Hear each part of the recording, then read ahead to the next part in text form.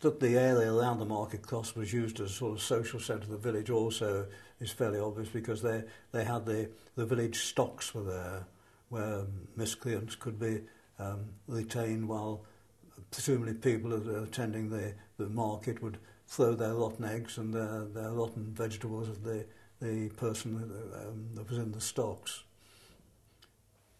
Well, it's a centre point of the village, and many of the tourists always inquire what it is and why it's there.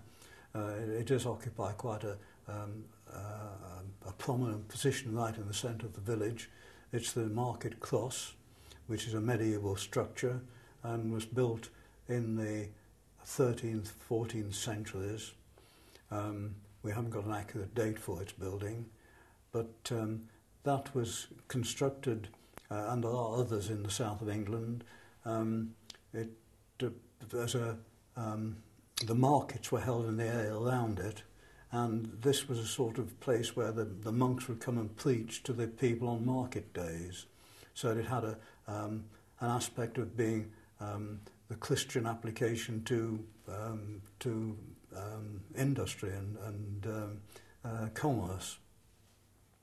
Its structure is a stone base, a large stone base, with a centre spire, centre column rising out of it, and then a roof surrounding the whole, supported on 4 stone piers. It's a substantial structure, and it does occupy this place in the centre of the village. In 1440, Henry VI granted an annual sheep fair to be held in the village on the eve of St George's Day, and that became one of the biggest sheep fairs in the whole of the south of England. The farmers brought their sheep there to sell from all the way around the south of England. And of course this was also at a time when the clothing industry was in full swing, and so the sheep and their wool were very much in demand. The structure was an adjacent structure to it, which has now been demolished. It was demolished in, I think, 1820.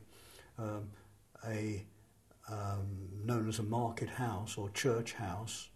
It was a half-timbered building, quite a substantial half-timbered building. It stood on pillars, very similar to one that is presently still in Wootton Bassett.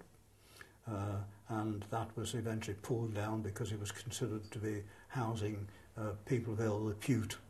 And it was taken away, and there's nothing left of that now at all.